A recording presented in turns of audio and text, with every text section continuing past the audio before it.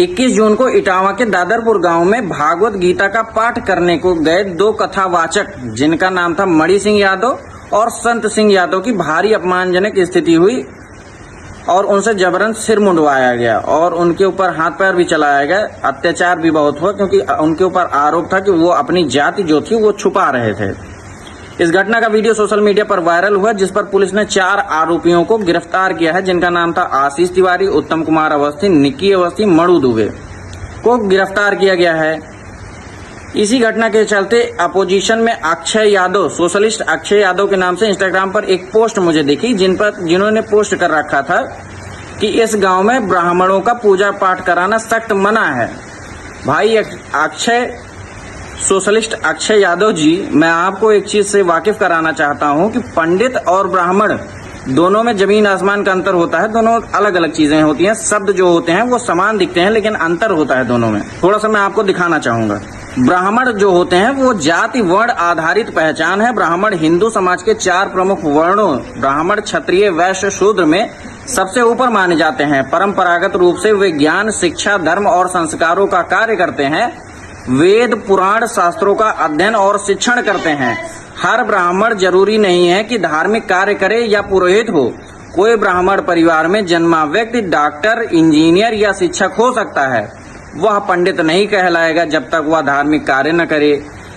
और दूसरी चीज, पंडित यह एक पद या सम्मान सूचक उपाधि है, न कि जाति। पंडित वह व्यक्ति होता है जो धार्मिक ज्ञान, वेद, पाठ, संस्कार, विधि, ज्योतिष, शास्त्रों आदि में पारंगत होता है, जो पूजा पाठ, यज्ञ, संस्कार, मंत्रोच्चारण आदि करता है। पंडित कोई भी बन सकता है। आमतौर पर ब्राह्मण ही पंडित बनते हैं, पर यह जरूरी नहीं है अगर उसने धार्मिक शिक्षा ली हो। एक ब्राह्मण जो धार्मिक अनुष्ठान करता है वह पंडित कहलाता है, लेकिन अगर वह ऐसा कोई काम नहीं करता तो वह केवल ब्राह्मण है, पंडित नहीं है। भाई अक्षय यादव, मैं आपसे एक चीज पूछना चाहता हूँ कि क्या आपके यहाँ बच्चे पैदा होने से लेकर मृत्यु होने तक की जितने भी संस्कार होते हैं, फिलहाल मैं 16 संस्कारों के बारे में जानता हूँ, उनमें से अगर कोई एक संस्कार भी पंडित की बजाय यादवों ने कराया है तब तो आप पंडितों का बहिष्कार कर सकते हैं, उनका बायकॉट कर सकते हैं। लेकिन अगर उनमें से भी एक संस्कार यादवों ने कराया, वो मतलब पंडितों ने कराया है, तब आप किसी जाति विशेष यानी पंडितों का विरोध या फिर उनका बहिष्कृत नहीं करा सकते हैं। पहली चीज तो ये हो गई। दूसरी चीज, इस घटना पर मैं अपनी प्रतिक्रिया थोड़ी सी जाहिर करना चाहूंगा। देखिए, ये जितनी भी चीजें हुई ये निंदनीय थी, ये गलत है। मैं मानता हूं कि हाँ, ये सारी चीजें गलत है। यदि आपको विरोध करना है तो आप विरोध शांतिपूर्ण तरीके से भी कर सकते हैं, यानी याचिका वगैरह दायर कर सकते हैं, एनजीओ को आप सूचित कर सकते हैं, आप वहां के लोगों के थ्रू उनको मना करा सकते हैं। लेकिन हिंसात्मक कार्य करना ये कहीं न कहीं गलत तो था ही। व्यक्तिगत मानहानि करना ये तो कानूनी कार्यवाही करना, मतलब कानून का उल्लंघन करना ही है। लेकिन यहाँ एक बात मैं और कहना चाहूंगा, आप इस देश के स्वतंत्र नागरिक हैं, आप कुछ भी कर सकते हैं। आप अपना पढ़िए, आप कोई भी धर्म ग्रंथ पढ़िए, जितने वेद हैं आप सारे वेद पढ़ लीजिए, अपने बच्चों को पढ़ा दीजिए, अपने परिवार के लोगों को पढ़ा दीजिए, आप कुछ भी करिए, आप अपने समाज को अच्छी दिशा में ले जाइए। वो आपका धर्म है, आपका अधिकार है, आप सारी चीजें कर सकते हैं। लेकिन आपकी ये सारे अधिकार वहीं तक सीमित होते हैं जहां तक लोग आपको सुन रहे हैं। मैं भी वीडियो बना रहा हूँ, जिस दिन लोग मेरा विरोध करना चालू कर देंगे उस दिन मैं वीडियो बनाना बंद कर दूंगा, ठीक है। लेकिन ये सीमाएं आपको वहीं तक निर्धारित करती हैं, मतलब जहां से आपका विरोध ना हो। कुछ लोगों ने इसको राजनीतिक मुद्दा भी बनाया है, जैसे अखिलेश यादव जी ने राजनीतिक मुद्दा बनाया है। अब मैं माननीय पूर्व मुख्यमंत्री अखिलेश यादव जी से पूछना चाहता हूं कि आपने जो किया वो अच्छा ही किया है। आप मुझको एक बात बताइए कि क्या वो दोनों लोग जो भागवत कथा कहने गए थे, क्या वो आर्थिक रूप से कमजोर थे? यानी मतलब वो पैसा कमाने के लिए भागवत कहने गए थे कि हाँ चलो मैं भागवत कह लूंगा तो मुझको पैसा आना चालू हो जाएगा, फिर मैं इसको धंधा बना लूंगा, उसके बाद फिर मेरे पास धीरे धीरे पैसा आना चालू हो जाएगा, मैं व्यास बन जाऊंगा, ये सब हो जाएगा। आपने भी उनको 51 हजार रुपए दे दिए। एक तरफ तो उनकी बेइज्जती हुई, उसके बाद आप उनको 51 हजार रुपए दे दिए। थोड़े दिन पहले आपने एक पंडित जी की कथा, पंडित जी के बारे में सुना होगा, जिन पर मिल्कीपुर के ही हैं, जिनकी शिखर पुलिस वालों ने नोच लिया था, जिसके बदले में उनका बहुत अपमान हुआ था। उसकी एक छोटी सी न्यूज मैं दिखाता हूं, मैंने एक स्क्रीनशॉट ले रखा है। ये घटना थी बुजुर्ग ब्राह्मण के साथ पुलिसिया दुर्व्यवहार। सोशल मीडिया पर वायरल वीडियो में यह दिखा कि सदर पुलिस ने एक बुजुर्ग ब्राह्मण की शीर्ष शिखा जोरदार खींची, जिससे वे दर्द और शर्मिंदगी से रोने लगे। यह दृश्य मिल्कीपुर विधानसभा क्षेत्र में देखने को मिला, जहां पुलिस ने उन्हें सजा के रूप में आमने सामने अपमानित किया गया। खब्बू तिवारी का उसमें योगदान था। मैं ब्राह्मणों का आपको योगदान दिखाता हूं कि ब्राह्मण कितना सर्वश्रेष्ठ होता है।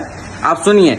घटना की खबर फैलने पर खब्बू तिवारी, जो गोसाईगंज के पूर्व बीजेपी विधायक हैं, तेजी से पीड़ित के पास पहुंचे। जब भाइयों ने खब्बू को देखा, वृद्ध पंडित रोते हुए उनके पास आए और कहा, मार दिया भैया मुझे।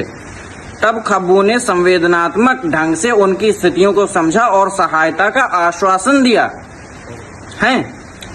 निष्कर्ष, यह घटना न केवल स्थानीय पुलिस की कथित गैर जिम्मेदाराना कार्रवाई को उजागर करती है, बल्कि खब्बू तिवारी के संवेदनशील एवं नेतृत्वकारी भूमिका को भी उजागर करती है। उन्होंने पीड़ित के दर्द को समझा और न सिर्फ कूटनीतिक रूप से बल्कि मानवीय दृष्टिकोण से त्वरित प्रतिक्रिया दी है। अखिलेश यादव जी, मैं आपसे एक चीज पूछना चाहता हूं कि अगर मैं इस वीडियो में आपको बहुत गाली दूं, मैं आपका बहुत अपमान करूं, उसके बाद आपको 10-10, 20-20 रुपए पकड़ा दूं, भैया चला ठीक है, हमें माफ कर दिया, गलती हो गई, लिया रुपए थोड़ा का आर्थिक मदद हम कर दी था, चला हटा, वो बात खत्म करा, तो क्या आपकी इज्जत वापस आ जाएगी? या आप मुझको छोटी सी बात बताइए कि उन दोनों लोगों की इज्जत गई, आपने 51,000 रुपए पकड़ा दिया, क्या उनकी इज्जत वापस आ गई? इसमें दो चीजें देखिए कि आप मुख्यमंत्री पद वाले और एक विधायक के पद वाले। विधायक जी ब्राह्मण, क्या वो पैसे की कमी थी उनके पास? क्या वो पैसा नहीं दे सकते थे? वो भी पैसा दे सकते थे, लेकिन उन्होंने पैसा नहीं दिया। वो गए, उनका मान सम्मान किया, उनको बढ़ावा दिया। पैसा देना एक समझ लीजिए कि नीचा दिखाना है कि लो पैसा ले लो, बात खत्म कर दो यहीं पर, ठीक है। आप थोड़ा सा मुख्यमंत्री पद वाले हैं तो आपको भी थोड़ा सा दिमाग लगाना चाहिए, यही थोड़ी सी कमी है। अगर किसी की बेइज्जती होती है तो उसको पैसा दे के आप अदा नहीं कर सकते हैं, उसको इज्जत नहीं दिलवा सकते हैं पैसा दे करके। आप एक अच्छे नेता हैं बेशक, लेकिन सोच समझ के चलिए कि आप किसी भी पार्टी, यानी कोई भी पार्टी हो, किसी एक जाति विशेष को लेकर आगे नहीं बढ़ सकती है। आप किसी एक जाति विशेष जैसे यादवों का ही सपोर्ट नहीं कर सकते हैं। और अगर आप चाहते हैं कि किसी जाति विशेष का ही मैं सपोर्ट करूंगा और किसी जाति विशेष का ही मैं विरोध करूंगा, जैसे ब्राह्मणों का ही विरोध करूंगा, तो ये संभव नहीं है। आप ऐसा काम करिए जिससे ब्राह्मण भी खुश हो जाएं और उसके बाद आपको वोट दें। आप भी योगी जी के बगल में जाके बैठिए, सॉरी बगल में नहीं, योगी जी के कुर्सी पे जाकर बैठिए और आप भी मुख्यमंत्री बन जाइए। लेकिन नहीं, आप ब्राह्मणों का विरोध करेंगे। आप किसी एक जात विशेष को लेकर चुनाव लड़ेंगे और आप सोचते हैं कि मैं मुख्यमंत्री बन जाऊंगा, ऐसा थोड़ी होता है। चलिए ये सब छोड़िए, मैं आप लोगों को थोड़ा सा जागरूक करता हूँ। आप जितने ब्राह्मण लोग देख रहे हैं, आप थोड़ा सा ध्यान दीजिए कि एक पार्टी है जो सत्ता में नहीं रहते हुए भी ब्राह्मणों का इतना विरोध कर सकती है, तो सोचिए वो सत्ता में आ जाने के बाद आप लोगों की कितनी बातें सुन सकती है और कितना ज्यादा आपका सपोर्ट कर सकती है। और वहीं पर एक चीज ध्यान देने वाली भी है कि एक पार्टी ऐसी है जो सत्ता में नहीं है फिर भी, और दूसरी चीज ये भी है कि वो अपने जाति विशेष का, जो सही हो या फिर गलत हो वो बात की बात है, लेकिन वो अपने जाति विशेष का सपोर्ट कर रही है। तो आपको ये चीजें समझना चाहिए कि आपको भी जाति विशेष देखकर वोट करना चाहिए। भाई एक पार्टी ऐसी है तो दूसरे लोगों को भी इससे सीख मिलनी चाहिए। मैं सब कुछ देखने के बाद सिर्फ इतना ही कहना चाहूंगा कि ये जाति विशेष मुद्दा नहीं है, ये एक व्यक्तिगत मुद्दा है। ये वहां के लोगों की मानसिकता है। मैं मानता हूं कि ये चीजें गलत हुई हैं, उन लोगों के ऊपर कानूनी कार्यवाही भी होनी चाहिए जो अच्छी से अच्छी हो सके।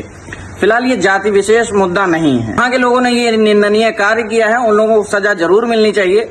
फिलहाल कमी सबके अंदर है, कमी यादवों के अंदर भी है, कमी ब्राह्मणों के अंदर है। मैं ये नहीं कहूंगा कि ब्राह्मण बहुत दूध के धुले हैं, सब लोगों के अंदर कमियां होती हैं। कमियां तो उन लोगों के अंदर भी होती है जो अपने पिताजी की अस्थियां फावड़े से भी भर लेते हैं। अभी कुछ टाइम पहले मेरी दादी जी एक्सपायर हो गई थी, तो मेरे पिताजी ने नंगे पैर अपने हाथों से अस्थियां विसर्जित की थी, अपने हाथों से अस्थियां को भरा हुआ था। लेकिन फिलहाल वो सब चीजें पर्सनल हो गई हैं, उनको कहने से कोई मतलब नहीं है, वो अपनी अपनी मानसिकता होती है। फिलहाल जो गलत है उसको गलत कहिए, जो सही है वो सही कहिए। लेकिन इस वीडियो के नीचे आपकी क्या राय है कमेंट बॉक्स में जरूर बताइएगा। मिलते हैं अगली वीडियो के साथ, तब तक के लिए बाय बाय।